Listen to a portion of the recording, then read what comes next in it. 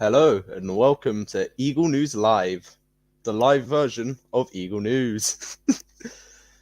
So, I think there's obviously a pretty big bit of news, and hello Louis in the chat, but obviously yesterday's unfortunate FA Cup semi-final loss, which, I mean, it's disappointing, and it's obviously news, so I have to mention it, but the boys showed a lot of character, and so we can only be happy with that. Morning, Luke. But I mean, yesterday's games, I think we saw what the future could hold with it. Normally, games like that feel like the end of an era, but this felt like the beginning. And so that game, we might have lost it 2-0, but with experience and more trips to Wembley, hopefully we'll see Chelsea not defeat us 2-0 in the FA Cup semi-final. And maybe next year we could even win the FA Cup, or the year after that. But next up, we can't also forget there was another game last week, which was Leicester versus Crystal Palace, which we unfortunately also lost 2-1. So, yeah. And as Lucas just said, our support was brilliant. They were silent. And that's not even from a bias point of view. They were silent, and like, your team's made the FA Cup final and all you're doing is getting up and leaving. Like, at full time we were 10 times louder than they were throughout the whole game.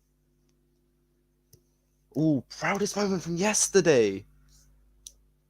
That first half. The first half made me feel like we were showing something, that we belong here. We deserve to be there. The second half, not so much, because I personally felt that we went into the second half more hoping than anything else without much in it. But that first half made me think we belong here. And even if the second half wasn't as good, it still showed that we are a team who belong to be at Wembley and not just here on fluke.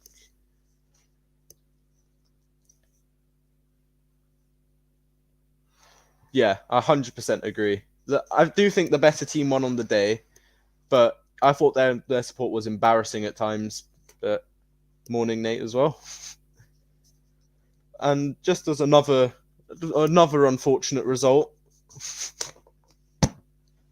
another unfortunate result is that unfortunately our under 18s lost to the people of the South Coast, who we do not get on with very well, aptly known as the Seaweed, 1-0 with as ever in that fixture, a late goal. I don't know who it was scored by because it was scored by a team that I don't follow, but our under 18s unfortunately couldn't see out. I think it's a double over the Seaweed, but I mean, it doesn't change, however, how much progression there's been in our youth academy, especially at the under 18s level, where they are third in their league still, and still do have a shot at going for that title, which, if they won the title, would mean that the Palace under 18s would be going to Europe, which it'd be weird, but it'd be funny. And as a bit more positive news, Luke Plunge scored a brace for Derby County against pretty much championship champions Fulham, to keep Derby with a chance of winning, but our loanee played very well. As I did watch that game, and he started off slow, but he really grew into the game and managed to pick up a brace for a team who were in lots of pressures and struggles. But you wouldn't think that watching that performance, and especially Plunge made it.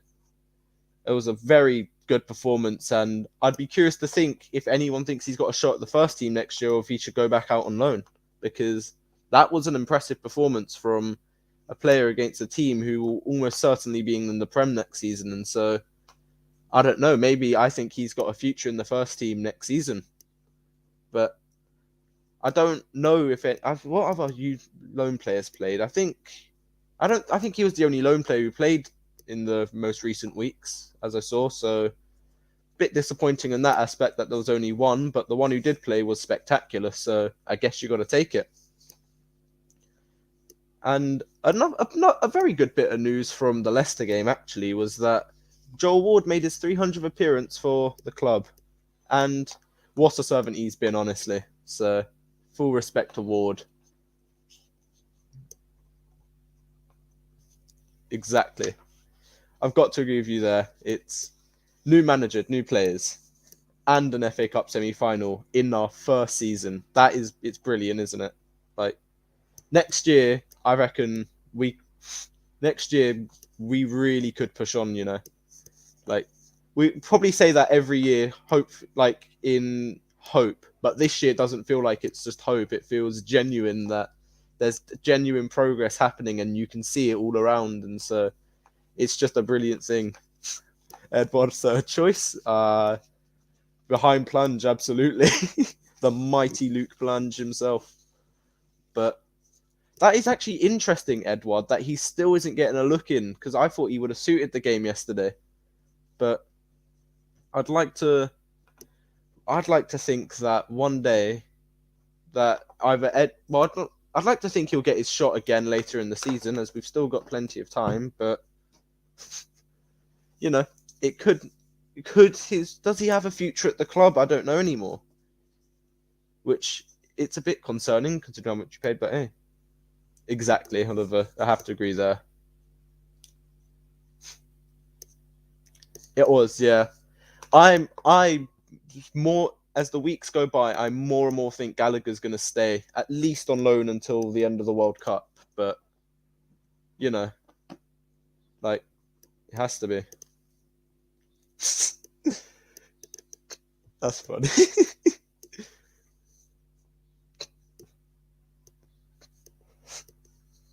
So, on the topic of Gallagher, and more if we do not keep him as replacement, we are being yet again very heavily linked with Joe Aribo from Rangers, who, I mean, he's been very impressive for Rangers. I've seen some of their Europa League games. I don't watch the Scottish League, but I have seen their Europa League games, and he's some player to get in to replace Gallagher, which I don't want to curse it, but he could actually be better. Just putting it out there. But Aribo is some player to be linked with. Yeah, I agree with you on that one, Rich. And also, it wouldn't exactly be an expensive transfer as he's out of contract in 2023. And so there's a useful one.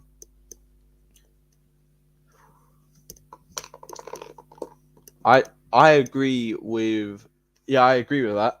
I can't necessarily agree with it, but I really feel he's gonna stay. I can't see him staying at Chelsea. Just the more the weeks have gone on, you've seen less and less of this support from Chelsea and more Gallagher leaning towards Palace, and so my gut feeling tells me he's at least staying for another half season, but I wouldn't be surprised if we could pull off the permanent deal.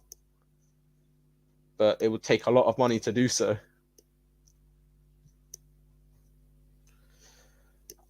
I mean, have they ever played together? Eze and Gallagher? Because maybe that's what we're missing. If we got an Eze, Gallagher, and I guess Kouyaté midfield, it could be imbalanced, but it would definitely be something to show.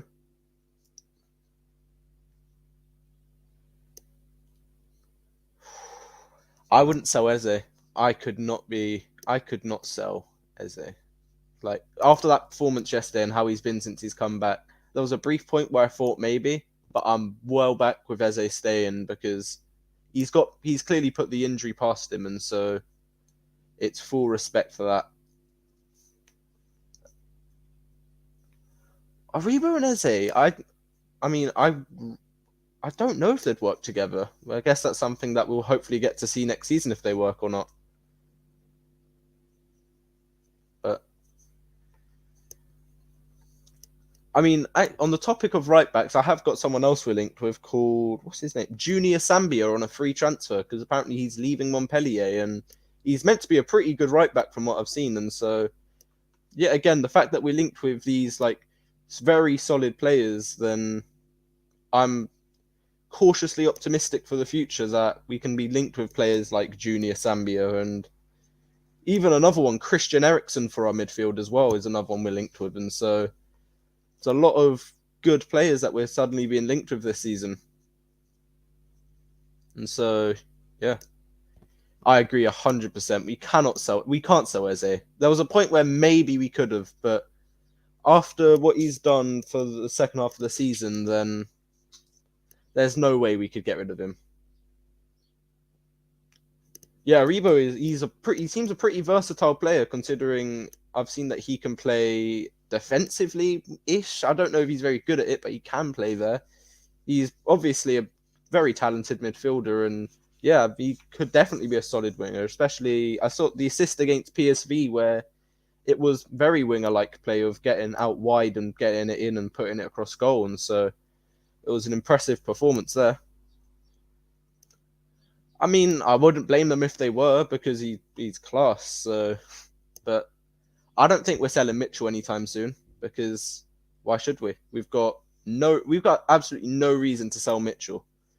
And so even if they're looking, I don't think we're selling for anything of a standard price. It'll be another Wan-Bissaka like price to get him off us.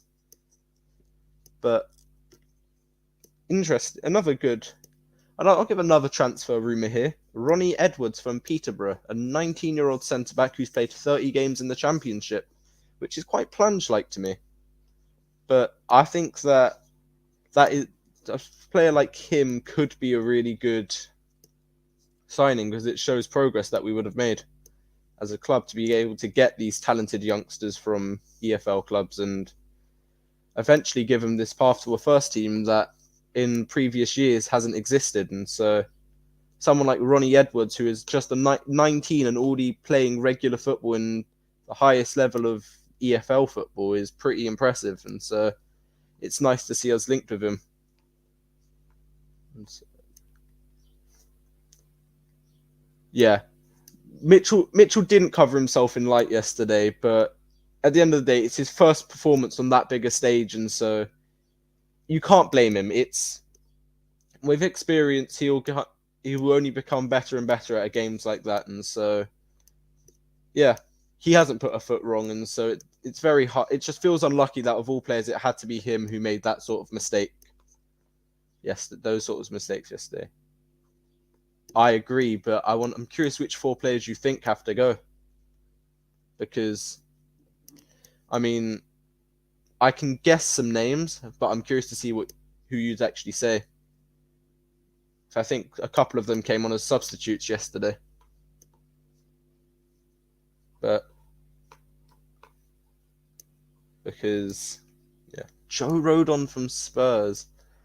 I don't know because he hasn't played enough. He seems like a decent player, but I mean, would he leave Spurs to be a backup again is my only issue. He's already a backup at Spurs, and so why would he bother coming to Palace to be a backup as well? Because he'll probably get more money at Spurs, and so, yeah. I presume so. And if not, we're getting a manager who could do what Vieira's doing currently, and so, like, I guess a sustainability thing of if Vieira goes, I'd like to imagine we have someone in mind who could do Vieira's job, and so, or do Vieira's job to as close as possible. You could do what Vieira's done, but I imagine so. Yeah.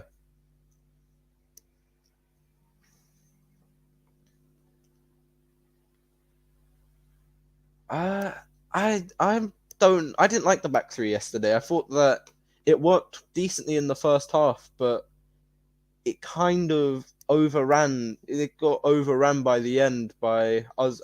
It could yet again something that could come with more training with it, but I wasn't overall a fan of it. But we would need a centre back for that, and so Levi Colwill from Huddersfield would be a shout for that. On loan, obviously on loan from Chelsea, as every one of our centre backs seem to be nowadays. Ooh, Schlupp. I reckon we should keep Schlupp, but the other 3 would be happy to see go. But I mean, Schlupp's out of contract, but we could. There's definitely no reason not to keep him because, like, he'd be solid for depth anyway. Just because, that should have really be what his job is this season, but I guess we just never managed. I guess Hughes never really managed to kick on as he should have this year, which is more down to injury than anything else. 100% agree, Matt. And so, I mean, I hope your club can hopefully get themselves together as well for the sake of your happiness in football. But yeah.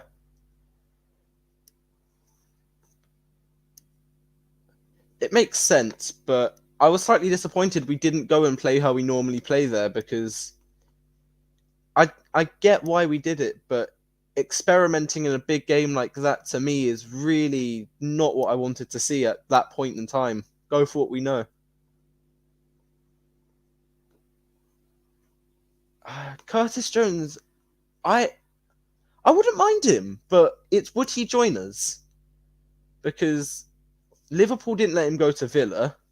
I know it was a permanent, but they wanted like 50 mil for him to go to Villa, and so I doubt that they'd let him come to us unless it was on loan. And I'm not ready for another loan midfielder from a big six club, because it just every time it ends in tears for us because they're brilliant and then they leave and just I'd love him if it was on a permanent, but if it was not on a permanent, I would not take it. Uh Look, it is what it is, but I I kind of side with him on, if I imagine if I'm playing there and I'm in his shoes, then it's like, how could you? I couldn't. It's not the best thing to do, but I can't blame him for letting the occasion get to him, because he clearly wanted to win that a lot. We Even if his performance wasn't incredible, you could see he really wanted it, and so it's like I can't really put it against him for letting his emotions get to him and just leaving, because in all fairness, if I'd just lost the game, I wouldn't want to be out on the pitch anymore as well. And so, yeah, he would be interesting, wouldn't he? But let's see how that happened. I think the only reason Schlupp is playing constantly is because of injuries, and that he is just a very versatile player, and so he kind of gets away with it. Yeah, he did apologize, which I do appreciate his apology, even though I guess it's good that he apologized, because he knew that it was wrong, but he didn't really need to apologize. But yeah. Well, exactly. That's what I mean with Curtis Jones. If they're asking money like that, then just go for Gallagher instead. Yeah, I guess, but at the end of the day, he hasn't got as bad of a temper as the media say, but he's definitely still got a lot of emotion and passion in his game, though. So we can't really hold it against him. That is true. Curtis Jones for Liverpool could be a mainstay next season, because yeah, they've got some ancient players in their 11 currently. That's a lot. I think I agree with Benteke, Ward, Ayu, but Mateta, he he was the one of the main reasons we held it up in the first half, and like especially recently on recent form, you can't hold it against him. He's been one of the main reasons we've been succeeding in recent weeks, and so definitely could not. And he's also on a long term contract. I couldn't see us getting rid of him at all, and I don't think there's any need to, because he's out of that list. He's the only one who's not even 25 yet. The other ones are in their 30s, and so Mateta's got a lot of time still to develop, and so there's no reason to ever get rid of him at this current point in time, anyway. Yeah, Ayu just I think I can't forgive Ayu at this point. You can't come on at Wembley and actively cost us the game. I know that's probably a controversial opinion, but in my opinion, I think Ayu coming on killed the game. It's not even Mateta coming off. It was Ayu coming on, because he is too selfish. Like, he's selfish without the end product to back it up. And so I think he really did cost us the game in the end, which is really a shame. I agree. We definitely need a right back, and so that's my priority for the summer. There's no other position we need someone more than a right back right now, and so Nathan Ferguson, I'd be sad to see him go, but if he's not, he's never getting close, is he? 100%, he was. Yeah, I think not maybe 100%, but he was definitely wrong to take Mateta off that early. I felt it was a bit. I wouldn't say it was disrespectful, but it was a bit harsh. He hadn't played badly, and so there was no need to change it that early in the half. Yeah, Anderson. Anderson from like early season, after the early season, has been really solid, and so it was just another very good performance from him yesterday. But yeah, that header was right in front of where I was sat as well, and so it should have, like, it was so hard. Yeah, his Mateta's preseason was really poor. That was like, I've respected him and loved him since the start, but he was really poor in preseason and didn't. I'm guessing it's just the effect of what's his name, Hodgson, on him. But at least we've seen the real Mateta come through now, and so I cannot complain there. No, no, I'm not. Yeah, I was yet again, because of where I was sat. That was in front of me. I thought he was about to put it on, and we were about to have a game on our hands. It was going to go 2-1, but instead he shot at the post, and he didn't even make it there. That was actually embarrassing, that shot. I get the whole work rate drawing fouls thing, but at what point in that game was drawing a foul going to get us a goal? Which was my issue there. I is he? I'm not even being rude. Is he good? Because I've literally never heard anything of him really. I just know his name as an Everton right back who I don't know anything about. And so yeah, this is the Mateta shirt. You can always tell because I got a Premier League badge on it as well for some reason. But I've got Mateta. I've had his name on the back of my shirt, and so you know, yeah. But we had to concentrate on it anyway, whether we made the final or not, because we can't let. I think we let last week. We let the FA Cup semi-final distract us from what we should actually do, and so last week we cost ourselves against Leicester from being too focused on the semi-final. And so I could only imagine if we had the final, we would be too distracted in our remaining games up until the final as well. Uh, I kind of like this record we've got going against Everton this season, so I'm going to have to pass on that one, unfortunately. Well, then I don't want him. If he's not good, then I'm not interested in John Joe Kenny.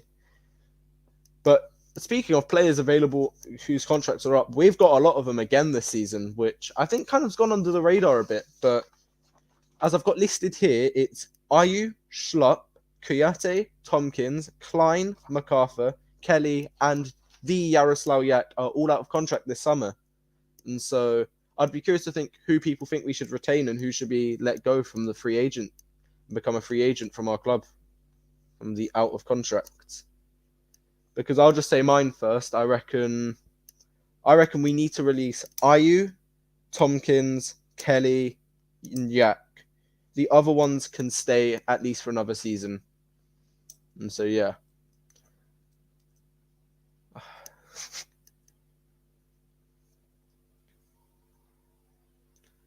I mean, if he's a decent defensive right back, we've got Joel Ward, who is a subpar defensive right back, and so we don't need another one really. I wish I could go. I really wish I could go to it. We're also playing Leeds in Australia as well in later that week, I think. I saw that get leaked earlier in the week, and so I wish I could go to Australia, but no. I mean, if it was my decision, I'd put him on a lifetime contract, but unfortunately, this time it doesn't seem like he'll be offered a new deal.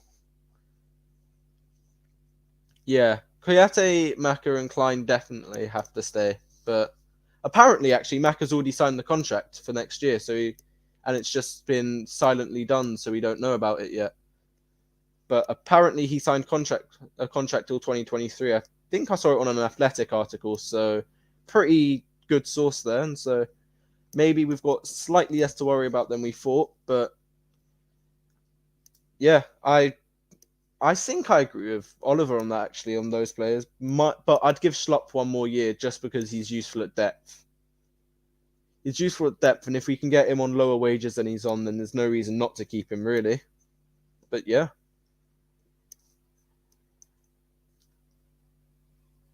Next year, I saw this yesterday. All three of our goalkeepers are out of contract next year.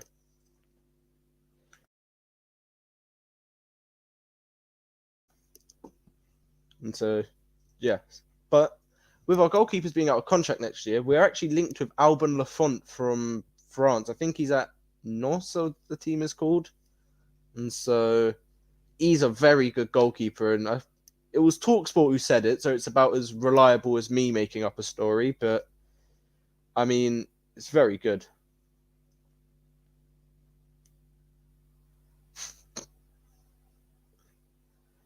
Yeah, slap the like button, hit the subscribe button, do all of that.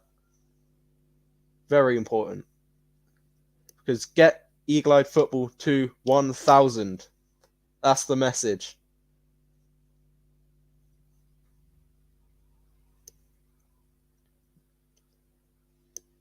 I'd like it to keep on going. I'd like them to bring back replays and for the replays to never end. That would be my ideal situation. But if I had to pick, I have to say Liverpool just because it'd be funny if Man United fans can't go on about their treble anymore. Yeah, Maka definitely deserves 10. I think he already is definitely, but I love Lamptey. You know, he is brilliant, but you know, I I would be willing to put the rivalry aside to sign Tariq Lamptey, so we have the two Tariqs on the wings. But you know, realistically, oh, Whitworth in the academy. That's a good point for goalkeepers, but he should be the backup definitely. He should be on number 3, but nothing more than that currently. He should go out on loan, Whitworth. We should do what Man City are doing with Bazunu with Whitworth. I mean, they could, but I don't know. I agree with Maria on this one. Hit and smash the like and subscribe button. Just volley it if you can. Volley the subscribe button. I don't want replays either, but if it means that Chelsea and Liverpool never win, then I'll take it. Just could be funny.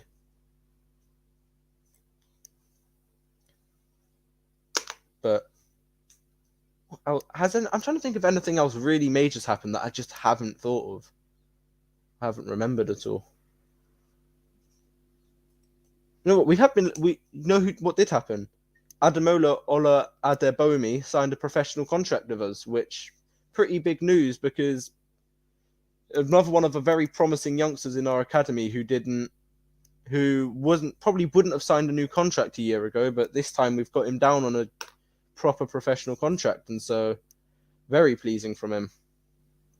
So it's nice to see this whole youth project coming to life now and seeing the actual effects. Exactly. I'd like Chelsea and Liverpool to forfeit it because we finished 3rd.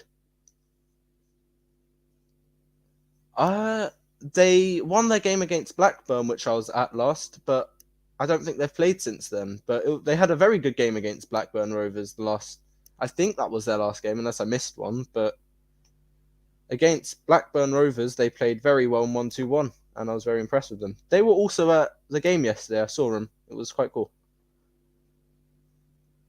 Yeah, I think pretty much every single Palace squad was there, you know, from just following them all on social media. And so I saw loads of the Palace players there. You should have been early to the question then. First come, first serve gets the question. They do. They play against Watford, which I'm gutted that I'm not getting to go to. But yes, everyone should go to it. They're brilliant and they're Palace. Where's the thing? What hand? There. Go to the game.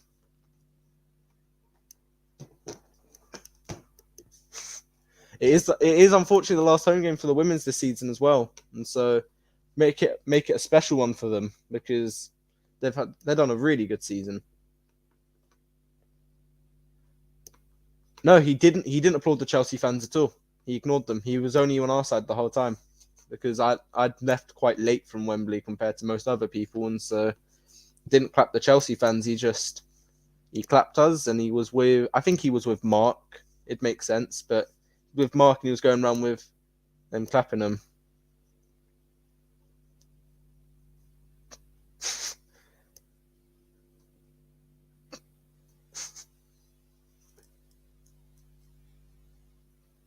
They are, yeah, the women's team is third in the league, but unfortunately, Liverpool already won promotion, and there's only one promotion slot, and so we'll have to go again next year to get into that WSL spot. That is a good question. Where is he?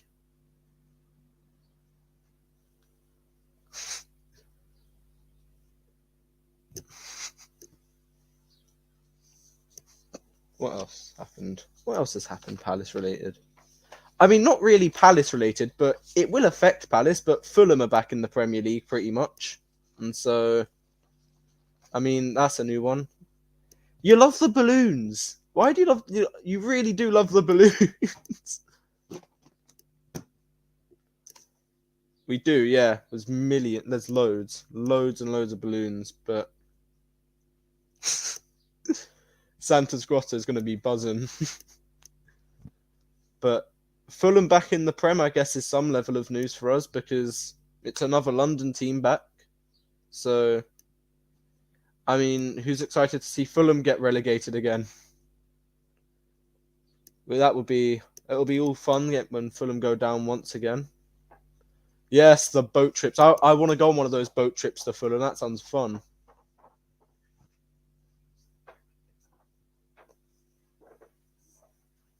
Yes.